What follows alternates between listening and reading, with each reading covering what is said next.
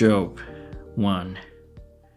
In the land of Uz, there lived a man whose name was Job. This man was blameless and upright. He feared God and shunned evil. He had 7 sons and 3 daughters, and he owned 7,000 sheep, 300 camels, 500 yoke of oxen, and 500 donkeys, and had a large number of servants. He was the greatest man among all the people of the East.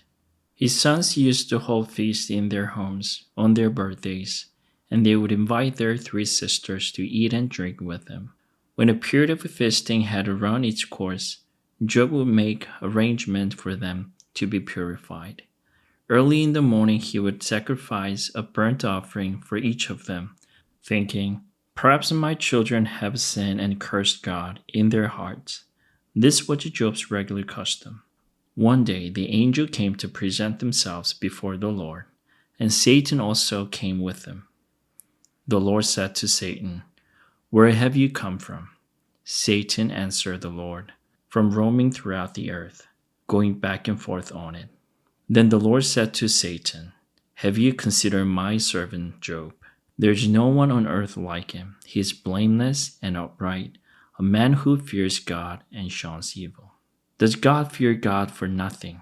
Satan replied.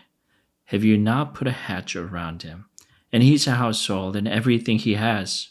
We have blessed the work of his hands, so that his flocks and herds are spread throughout the land. But now stretch out your hand and strike everything he has, and he will surely curse you to your face."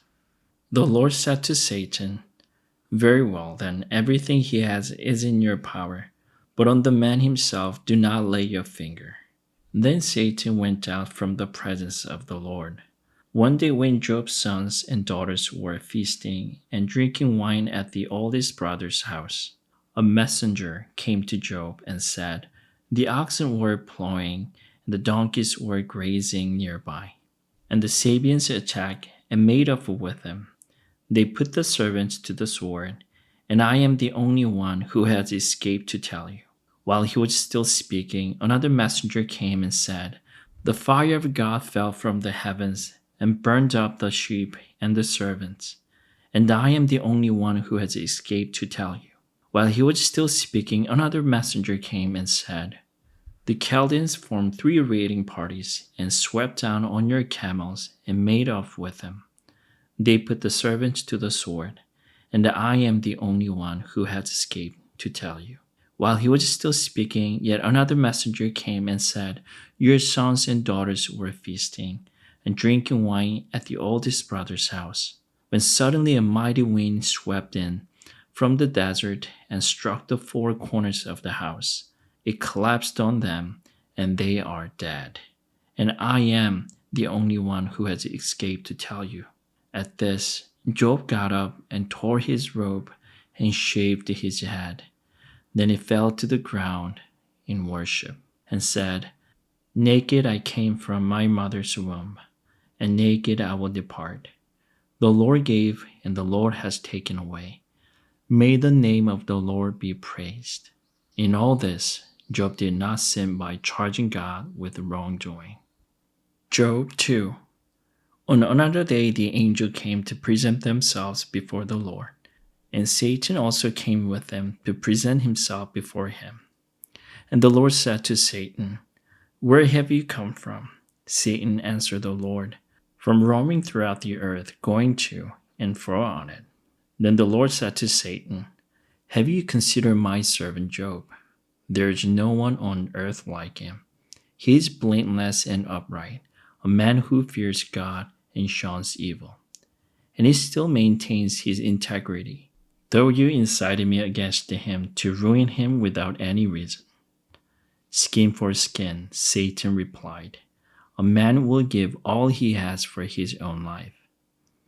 But now stretch out your hand and strike his flesh and bones, and he will surely curse you to your face." The Lord said to Satan, "Very well, then he is in your hands, but you must spare his life." So Satan went out from the presence of the Lord and afflicted Job with the painful sores from the soles of his feet to the crown of his head. Then Job took a piece of broken pottery and scraped himself with it as he sat among the ashes. His wife said to him, "Are you still maintaining your integrity? Curse God and die." He replied, "You are talking like a foolish woman. Shall we accept good from God and not trouble?" In all this, Job did not sin in what he said. When Job's three friends, Eliphaz, the Temanite, Bildad, the Shuhite, and Zophar, the Naamathite, heard about all the troubles that had come upon him, they set out from their homes and met together by agreement to go and sympathize with him and comfort him. When they saw him from a distance, they could hardly recognize him. They began to weep aloud, and they tore their robes and sprinkled dust on their heads.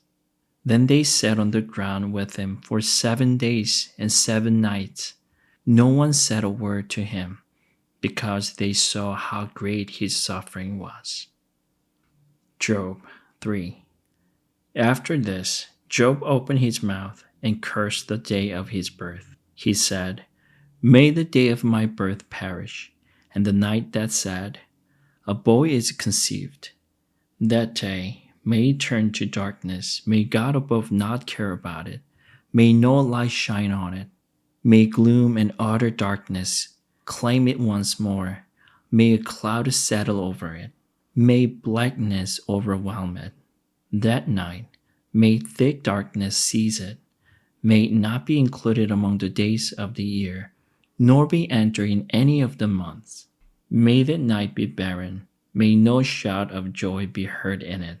May those who curse days curse that day, those who are ready to rouse a Leviathan. May its morning stars become dark. May it wait for daylight in vain, and not see the first rays of dawn. For it did not shut the doors of the womb on me to hide the trouble from my eyes. Why did I not perish at birth, and die as I came from the womb? Why were there knees to receive me, and breasts that I might be nursed? For now I would be lying down in peace. I would be asleep at rest, with kings and rulers of the earth, who built for themselves places now lying in ruins, with princes who had gold, who filled their houses with silver.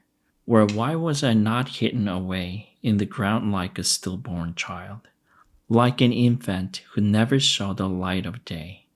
There the wicked cease from turmoil, and there the weary are at rest.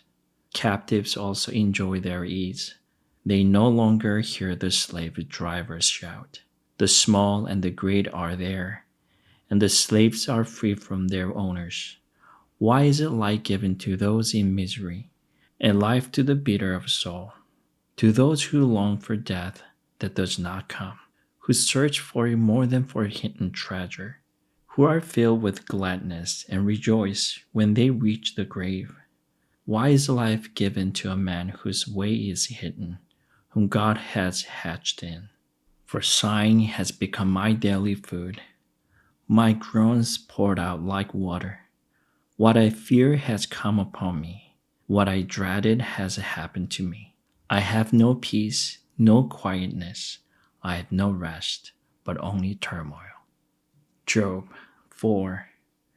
Then Eliphaz, the Temanite, replied, "If someone ventures a word with you, will you be impatient?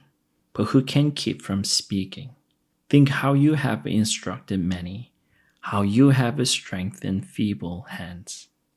Your words have supported those who stumbled. You have strengthened faltering knees. But now trouble comes to you, and you are discouraged. It strikes you, and you are dismayed. Should not your pity be your confidence, and your blameless ways your hope? Consider now, who being innocent has ever perished. Where were the upright ever destroyed? As I have observed, those who plow evil and those who sow trouble reap it. At the breath of God they perish. At the blast of his anger they are no more. The lions may roar and growl, yet the teeth of the great lions are broken. The lion perishes for lack of a prey, and the cubs of the lioness are scattered.